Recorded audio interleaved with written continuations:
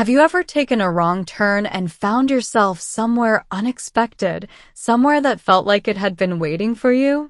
In language learning, discovery often works the same way. You're going in one direction, and suddenly a new word, a new phrase opens a door. One of the best ways to learn English is through stories. They let you walk into other lives and find the language living there.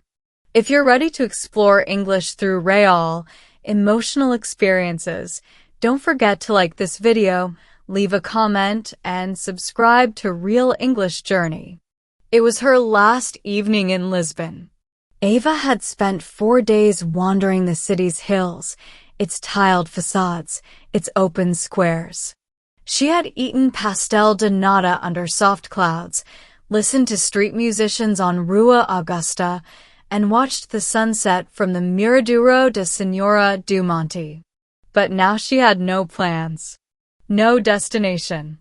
She left the guest house just after 6, wearing a light jacket and carrying nothing but her phone and a notebook.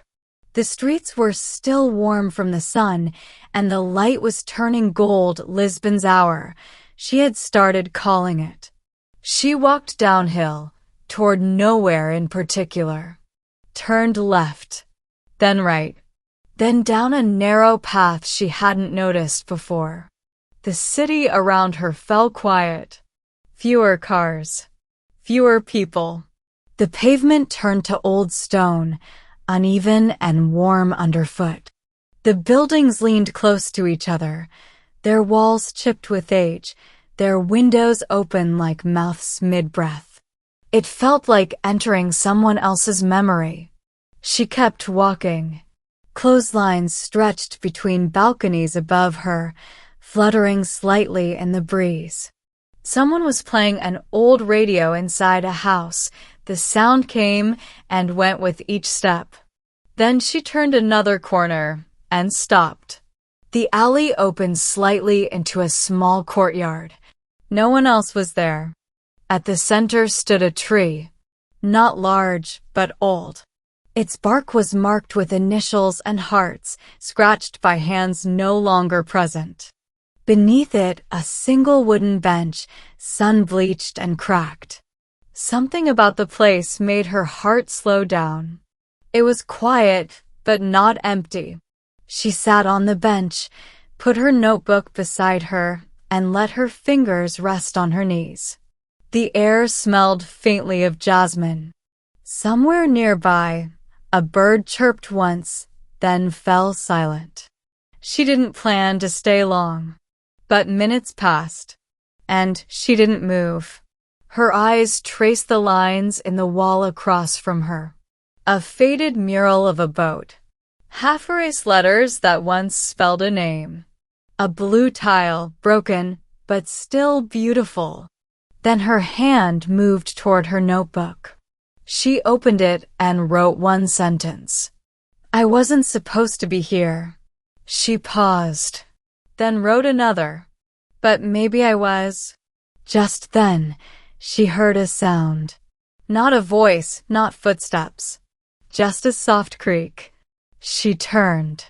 An old woman stood in a doorway across the courtyard. She wore a house dress and slippers, her white hair pulled into a low bun. For a moment, they looked at each other. Then the woman smiled, small, warm, familiar. She raised one hand in a gentle wave. Ava smiled back. The woman didn't speak. She simply nodded once, then stepped back inside, closing the door with care. Ava sat still. There was no need for conversation. The place had spoken enough. After a while, she stood up.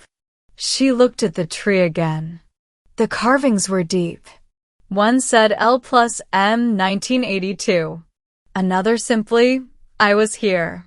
She ran her fingers lightly over the bark, then stepped out of the courtyard.